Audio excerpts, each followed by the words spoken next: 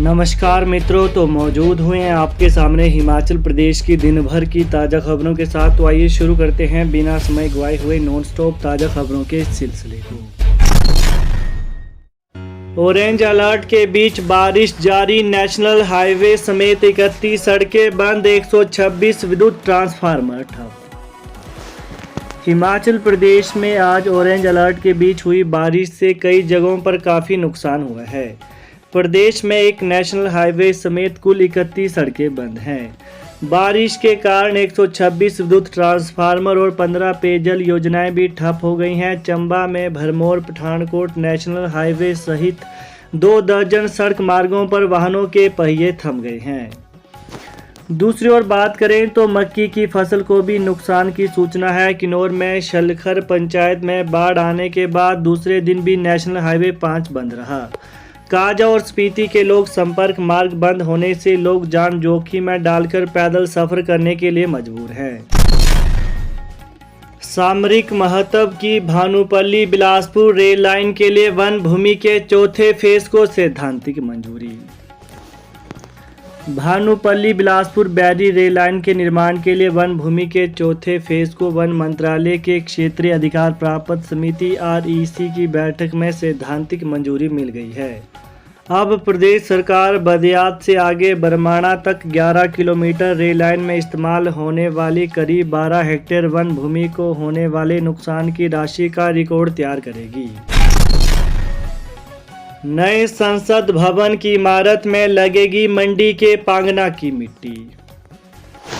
देश की राजधानी दिल्ली में सेंट्रल विस्टा परियोजना के तहत बन रहे नए संसद भवन की इमारत में देवभूमि हिमाचल की मिट्टी का इस्तेमाल भी किया जाएगा। यह मिट्टी सुकेत रियासत के संस्थापक राजा वीरसेन सहित 52 चंद्रवंशी शासकों की समृद्ध विरासत रूपी कर्मस्थली पांगना बेहड़े स्मारक परिसर से भिजवाई गई है।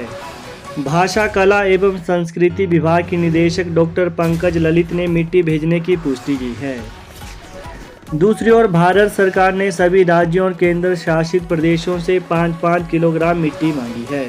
यह मिट्टी उन क्षेत्रों से भेजी जा रही है जो प्रदेश की संस्कृति और सभ्यता से संबंधित है या आज़ाद भारत के निर्माण में अहम भूमिका निभाई है।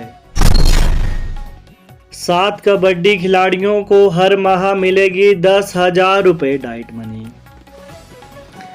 खेलो इंडिया राष्ट्रीय प्रतियोगिता में बेहतर प्रदर्शन करने पर हिमाचल के 7 कबड्डी खिलाड़ियों को भारत सरकार की ओर से प्रतिमाह डाइट मनी के रूप में 10,000 रुपये प्रति माह मिलेंगे।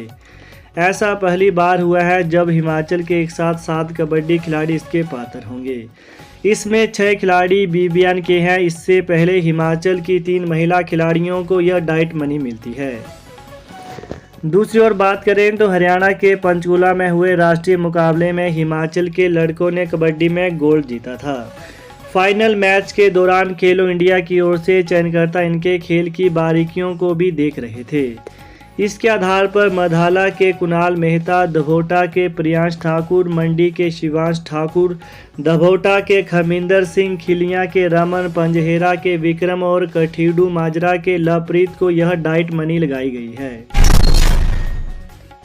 JOIT भर्ती की लिखित परीक्षा का परिणाम घोषित। हिमाचल प्रदेश कर्मचारी चयन आयोग हमीरपुर ने JOIT पोस्ट कोड 939 भर्ती की लिखित परीक्षा का परिणाम घोषित कर दिया है। नकल के कारण यह भर्ती प्रक्रिया विवादों में रही है। आयोग ने पोस्ट कोड 939 के तहत जूनियर ऑफिस असिस्टेंट IT के 295 पदों को भरने के लिए दिसंबर 2021 में आवेदन मांगे थे। इसके बाद आयोग ने 24 अप्रैल 2022 को लिखित परीक्षा का आयोजन किया। इन पदों के लिए सूबे के 1,18,000 अभ्यर्थियों ने आवेदन किया था। मानसून सत्र की अधिसूचना जारी, पहले दिन ही विधायकों से मिले 35 सवाल। हिमाचल प्रदेश विधानसभा के मानसून सत्र की अधिसूचना आज जारी कर दी गई है। अधिसूचना जारी होते ही राज्य विधानसभा सचिवालय को पहले ही दिन विधायकों से ऑनलाइन 35 सवाल मिले। सड़क, पेयजल, कानून व्यवस्था जैसे मुद्दों पर विधायक सवाल भेज रहे हैं। दूसरी ओर बात करें तो सत्र 4 दिन 10 से 13 अगस्त तक चलेगा। इसमें 4 ही बैठकें होंगी। 11 अगस्त को गैर सरकारी सदस्य दिवस होगा। विधायकों से मिले 35 सवालों में से 16 तारांकित हैं जो मौखिक जवाब के लिए भेजे गए हैं। विधायकों के इन सवालों के जवाब बनाने के लिए विभागों को भेजना शुरू कर दिया है। जेवीटी शास्त्री के लिए अध्यापक पात्रता परीक्षा 24 जुलाई को वेबसाइट पर दर्ज करें अंक। हिमाचल प्रदेश स्कूल शिक्षा बोर्ड 24 जुलाई को अध्यापक पात्रता परीक्षा करवाएगा। इस दिन 2 विषयों जेवीटी और शास्त्री के लिए टेट होगा। जेवीटी की परीक्षा सुबह 10 बजे से लेकर 12:30 बजे और शास्त्री टेट दोपहर 2 बजे से लेकर 4:30 बजे तक करवाई जाएगी। इसके अलावा आपको बता दें कि अभ्यर्थी इन 2 लिखित परीक्षाओं के लिए अपने अनुक्रमांक पत्र बोर्ड की वेबसाइट से डाउनलोड कर सकते हैं। विधानसभा मानसून सत्र, शिक्षा विभाग में 1 से 13 अगस्त तक छुट्टियों पर रोक। विधानसभा के 15वें सत्र मानसून सत्र के चलते शिक्षा विभाग में 1 अगस्त से लेकर 13 अगस्त तक अधिकारियों और कर्मचारियों की छुट्टियों पर रोक लगा दी गई है। 10 अगस्त से शुरू होने वाले मानसून सत्र के चलते उच्च और प्रारंभिक शिक्षा निदेशालय ने मंगलवार को प्रस्तावित छुट्टियों और टूर पर रोक लगाने के निर्देश जारी कर दिए हैं। दूसरी ओर बात करें तो विभागीय आदेशों में अधिकारियों और कर्मचारियों को मानसून सत्र के चलते रविवार सहित अन्य छुट्टियों के दौरान भी बुलाया जा सकता है। सुबह 8 से लेकर रात 8 बजे तक अफसरों को दफ्तर में मौजूद रहना होगा। एचपीयू में परीक्षा के बाद ही मिलेगा पीएचडी में प्रवेश। हिमाचल प्रदेश विश्वविद्यालय एचपीयू अब यूजीसी के तय नियमों के तहत ही परीक्षा के बाद पीएचडी में प्रवेश देगा। इसके लिए 3 सदस्यीय कमेटी का गठन किया गया है। विश्वविद्यालय के शिक्षकों के लिए रखी गई सुपरन्यूमरी सीट और यूनिवर्सिटी के कर्मचारियों के बच्चों के लिए क्रिएट की गई सीटों के लिए भी प्रवेश परीक्षा अनिवार्य कर दी गई है। प्रवेश में यूजीसी के नियमों को सख्ती से लागू किया जाएगा। इससे एचपीयू में बिना प्रवेश परीक्षा शिक्षकों और अधिकारियों के बच्चों को सीधे दिए गए प्रवेश जैसे विवाद फिर खड़े नहीं होंगे। एचपीयू के शिक्षकों ने उठाई मांग, 7वां यूजीसी पे स्केल लागू करने की शीघ्र जारी हो अधिसूचना। हिमाचल प्रदेश विश्वविद्यालय के शिक्षकों ने 7वां यूजीसी पे स्केल लागू करने के लिए शीघ्र अधिसूचना जारी करने की मांग की है। बुधवार यानी आज विभिन्न मांगों को लेकर हिमाचल प्रदेश विश्वविद्यालय शिक्षक संघ हपटा ने राज्यपाल को ज्ञापन सौंपा है।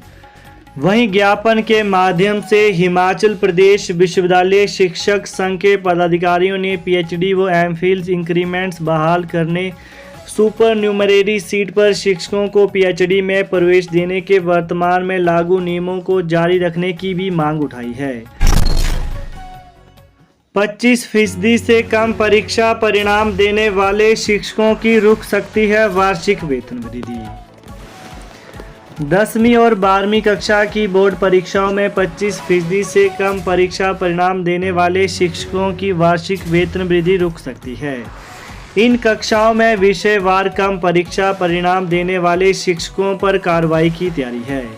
उच्च शिक्षा निदेशालय ने स्कूल शिक्षा बोर्ड धर्मशाला से स्कूल अनुसार परीक्षा परिणाम देने को कहा है। इसके तहत 100% परीक्षा परिणाम देने वाले 100 स्कूलों के शिक्षकों को सम्मानित भी किया जाएगा। तो ये हैं आज दिन भर के मुख्य समाचार। तो ताज़ा खबरों को पाने के लिए चैनल को जरूर सब्सक्राइब करें। Thanks for watching. जय हिंद, जय हिमाचल।